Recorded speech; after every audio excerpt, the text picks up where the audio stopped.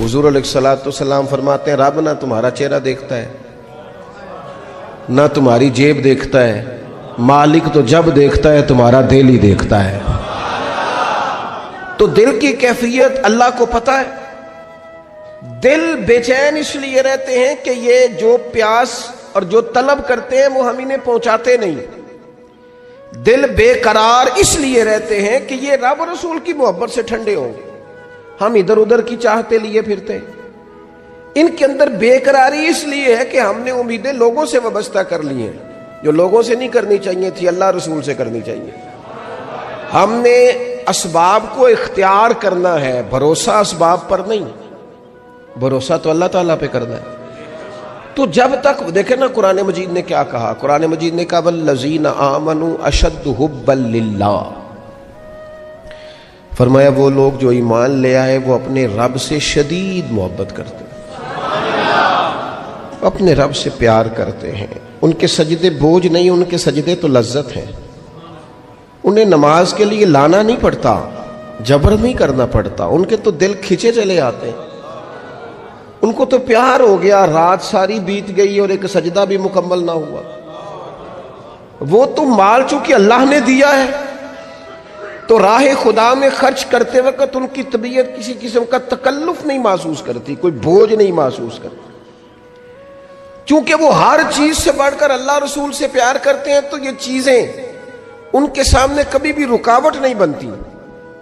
اور دل میں سب سے زیادہ محبت اللہ کی، اور جہاں تک تعلق ہے میرے رسول پاک کا، تو اللہ کریم نے فرمایا النبی اولی بالمؤمنین من انفسہم، فرمایا یہ جو نبی ہے نا یہ تو مومنوں سے ان کی جانوں سے بھی زیادہ قریب ہیں۔ تو ہر وقت دل کی دھڑکنوں میں، روح کی ٹھنڈک میں، قلب میں، دل میں، روح میں، ذہن میں جو چیز ہر وقت سمائی ہے نا مومنوں کے، وہ رسول پاک کی ذات ہے۔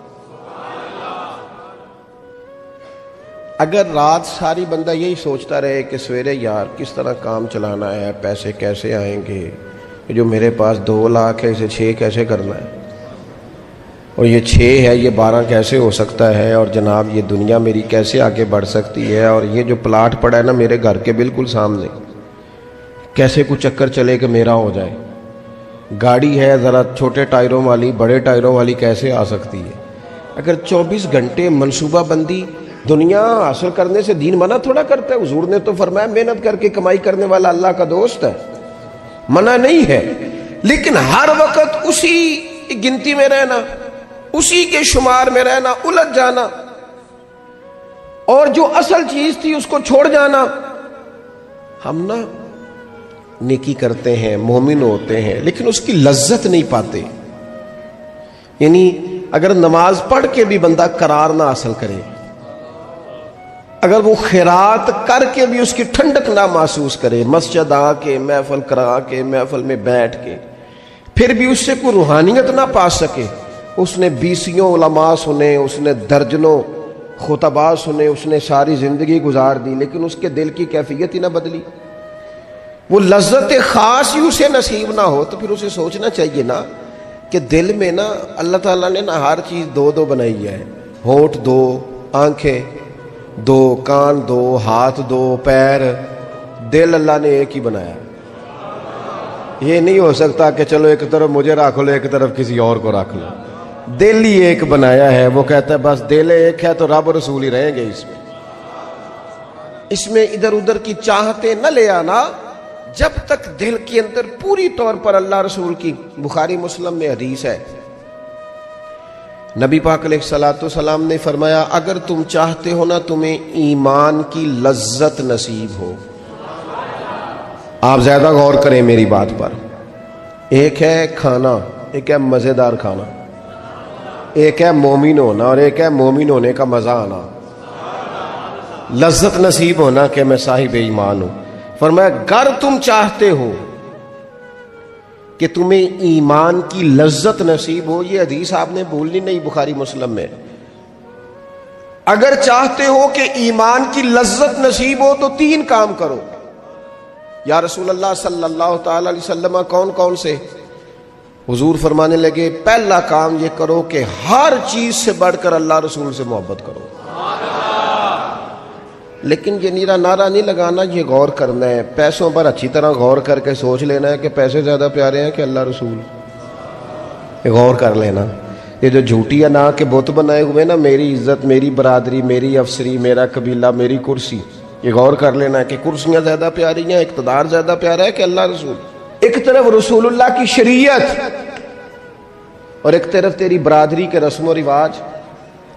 لیکن شادی والے دن رسم و رواج جیت گئے. کدھر گئی تیری محبت رسول؟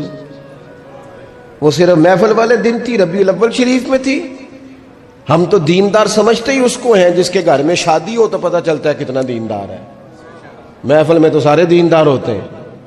یہ تو پتہ ہی تب چلتا ہے جب کسی کا انتقال ہو جائے یا گھر میں کوئی خوشی آئے کہ اب یہ کتنا دیندار ہے. اب پتہ چلے گا. مسجد میں تو سارے دیندار ہیں. فرمایا گر چاہتے ہو کہ لذت ایمان نصیب ہو تو ہر چیز سے بڑھ کر اللہ رسول سے پیار کرو. اور دوسرا فرمایا جس سے بھی پیار کرو نا اللہ رسول کی رضا کے لیے کرو. شکریہ کا تکلف بھی چھوڑ دو. وہ میرا احسان مانے گا یہ بھی چھوڑ دو، میری تعریف کرے گا یہ بھی چھوڑ دو. فقط اللہ رسول کی رضا کے لیے رشتے بنانے شروع کرو. مومن ہونے کا مزہ آئے گا. جتنے ہم شکوے کرتے ہیں نا رشتہ داروں کے، بھائیوں کے، قبیلوں کے، برادریوں کے، یہ سارے ختم ہو جائیں اگر ہم محبت اللہ رسول کی وجہ سے کرنی شروع کر دیں. اگر بنیاد اللہ رسول کی رضا ہو تو ہماری طبیعتوں میں کسی کے لیے نفرت پیدا نہ ہو، بے ادبی پیدا نہ ہو، کوئی ایسا ماحول نہ آئے. کیوں کہ ہم ڈائریکٹ پیار ہی نہیں کرتے. ہم جس سے بھی پیار کرتے ہیں درمیان میں رب رسول کو رکھ کے کرتے ہیں. اور حضور فرماتے ہیں قیامت کے دن رب اعلان کرے گا، اللہ فرمائے گا وہ کہاں ہیں جو دنیا میں میری رضا کے لیے آپس میں پیار کرتے تھے. یا اللہ کیا ملنے والا ہے؟ اللہ فرمائے گا آج میرے عرش کے سائے کے علاوہ سایہ کوئی نہیں. جو دنیا میں میری رضا کے لیے آپس میں پیار کرتے تھے انہیں آج میں اپنے عرش کا سایہ عطا کروں گا. تو اگر ایمان کی لذت چاہتے ہو، ایک تو ہر چیز سے بڑھ کے اللہ رسول سے پیار کریں، ایک جس سے بھی پیار کریں اللہ رسول کے لیے کریں. اور دوسرا فرمایا مومن ہونے کے بعد، کلمہ نصیب ہونے کے بعد، ایماندار ہونے کے بعد کفر کی طرف جانا اتنا ناپسند کریں، اتنا ناپسند کریں جتنا کوئی آگ میں جانا ناپسند کرتا ہے. اتنا ناپسند کریں. اگر یہ ذہن بن گیا پھر لذت نصیب. میں آپ سے عرض کروں میرے عزیزو، ہم نا تھکی تھکی سی زندگی گزارتے ہیں، بور سا وقت گزارتے ہیں، الجھے ذہن رہتے ہیں، بکھری سوچیں رہتی ہیں، ٹوٹے خیالات، پختگی نہیں باتوں میں، مضبوط نہیں افکار. کسی نے مشورہ دیا تو 10 منٹ کچھ اور سوچ لیا، اگلے سے بات کی تو پھر پچھلے کی بات ختم ہو گئی. اپنی زندگی میں مضبوطی نہیں. وہ خدا کے بندو، ہمیں تو ایک سادہ سا اسلوب دے دیا گیا ہے کہ تم ہر چیز سے بڑھ کے رسول پاک سے محبت کرو. تو جب پوری طرح وہ محبت نصیب ہو جائے گی، جب پوری طرح وہ چاہت مل جائے گی، جب پوری طرح وہ خلوص نصیب ہو گیا، للہیت مل گئی، اللہ رسول کی بارگاہ نصیب ہو گئی، آپ یقین کریں حضور کی محبت بندے کو پکا کر دیتی ہے، اس کی سوچوں کو مضبوط کر دیتی ہے، اس کے اندر استقامت لاتی ہے. رسول اللہ کی محبت انسان طاقتور ہو جاتا ہے. میں تقریر نہیں کر رہا، جذبات کا اظہار کر رہا ہوں. میں آپ سے داد نہیں چاہتا، میں آپ کی ذہن سازی چاہتا ہوں. آپ بھلے میری بات پر کوئی سبحان اللہ ماشاءاللہ نہ کہیں، لیکن میرے درد دل کو سمجھے میں کیا کہنا چاہتا ہوں. دوستو حضور کی محبت مضبوط کرتی ہے، مضبوط طاقتور کر دیتی ہے. نہ سمجھ آئے تو سیدنا بلال سے پوچھ کے دیکھو، مار پڑتی جاتی ہے، محبت طاقتور ہوتی جاتی ہے، تانے ملتے جاتے ہیں، محبت مضبوط ہوتی جاتی ہے. نہ سمجھ آئے تو سیدنا سلمان فارسی سے پوچھو. سالوں بیت گئے، ڈھونڈتے، تلاش کرتے، آتے حضور کی بارگاہ میں حاضری دیتے، غلامی کرتے، کہاں سے چلے کہاں پہنچے. اگر نہ سمجھ آئے تو حضرت خبیب سے پوچھو، نہ سمجھ آئے تو بدر میں جا کے شہید ہونے والوں سے پوچھو یہ محبت کتنا طاقتور کرتی ہے۔ حضرت انس بن نضر سے پوچھو میدان احد میں کہ یہ محبت افکار کو زندہ کرتی ہے، روح کو تازہ کرتی ہے۔ بندہ نہ زیادہ باتوں سے ویسے ہی بچ جاتا ہے، ایک شے صرف یاد کرنی پڑتی ہے، ایک شے علم و بس کریو یار اے ہوئی حرف تینوں درکار۔ اعلیٰ حضرت فرماتے ہیں اے عشق تیرے صدقے ہم جلنے سے چھٹے سستے، جو آگ بجھا دے گی اب وہ آگ لگائی ہے، جو آگ بجھا دے گی اب وہ۔ اور پھر اعلیٰ حضرت فرماتے ہیں کہ یاد رکھنا جان ہے عشق مصطفیٰ، روز فزوں کرے خدا، اور جس کو ہو درد کا مزہ، جس کو ہو درد کا مزہ، ایک ہوتا ہے شفا کا مزہ، ایک ہوتا ہے بیماری کا مزہ۔ یہ حضور کی محبت کی وہ والا درد ہے کہ یہ مزیدار ہے۔ اعلیٰ حضرت فرماتے جان ہے عشق مصطفیٰ، روز فزوں کرے خدا، او لوگوں جس کو ہو درد کا مزہ، وہ نازے دوا اٹھائے کیوں، اور پھر کے گلی گلی تباہ ہم ٹھوکریں سب کی کھائے کیوں، اور دل کو جو عقل دے خدا تو تیری گلی سے جائے کیوں، دل کو جو عقل دے خدا تو تیری گلی سے جائے کیوں۔ صحابی بیٹھے ہیں نا نبی پاک کی بارگاہ میں، اور دیر سے بیٹھے اور جم کے بیٹھے، بٹھا کے اپنے محبوب کو اپنے پہلو میں، جو لوگ کچھ نہیں کرتے وہ بھی کمال ہی کرتے ہیں، دیر سے بیٹھے اور بیٹھے تو نبی کریم نے فرمایا جاؤ کوئی کام بھی کرو۔ اٹھے، ستون کی اوٹ سے ہو کے واپس آ گئے، کہنے لگے یا رسول اللہ آپ کے بغیر دل ہی نہیں لگتا، تو طبیعت ہی نہیں جمتی، کہیں نظر ہی نہیں ٹھہرتی۔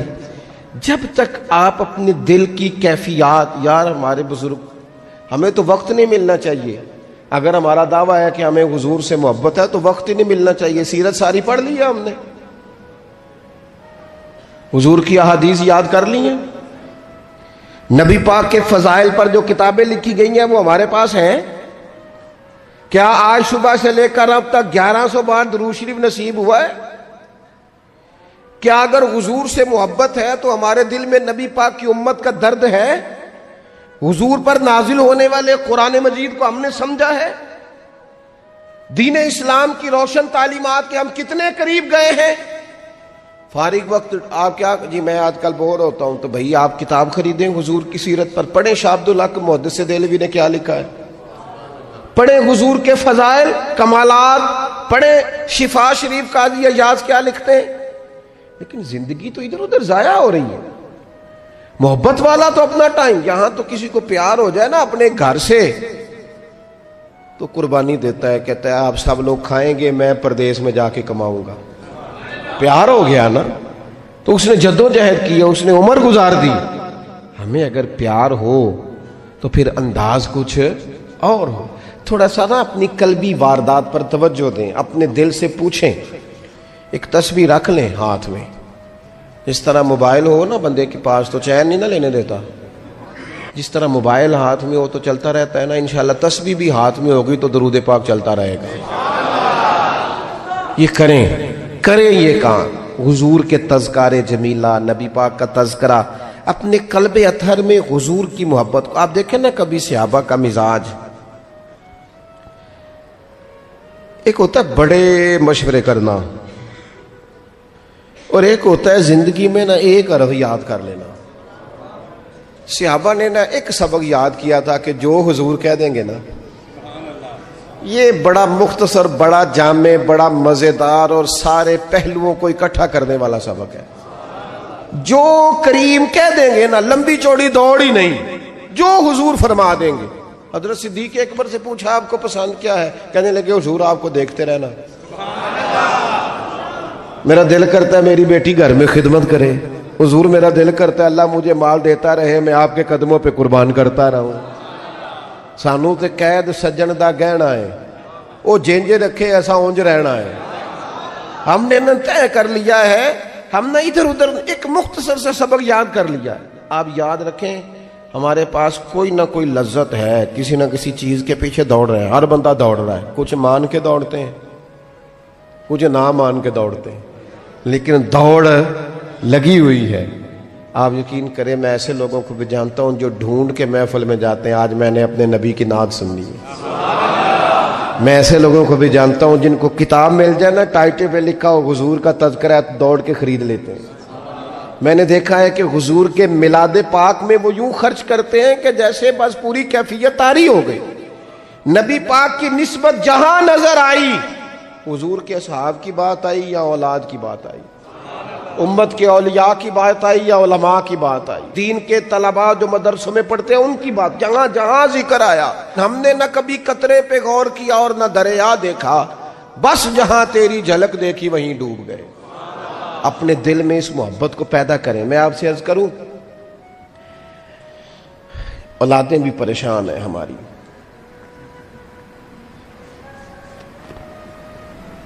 ہم نے بچوں کو پیسے دیے ہیں، ٹائم نہیں دیا، ہم نے بچوں کو گھر دیا ہے، خاندانی ماحول نہیں دیا۔ اب شکوہ صرف بچے سے نہیں کہ وہ موبائل پہ ہے، ابا بھی تو موبائل پہ ہی ہے نا، وہ بھی تو نہیں نا چھوڑ رہا۔ بچے جو چھوٹے موٹے سوالات اپنے ماں باپ سے پوچھتے تھے تو ایک خاندانی روایات، ان کا حسن منتقل ہوتا تھا، وہ اب رخصت ہو رہا ہے۔ بچے اپنے گھروں میں، آپ کو پتہ ہے یہ صحابہ کی اولادیں کیوں جان قربان کرتی تھی نبی پاک پہ؟ انہوں نے گھر میں جو دیکھا تھا نا اپنے ماں باپ کو کرتے، تو وہ تیار تھے۔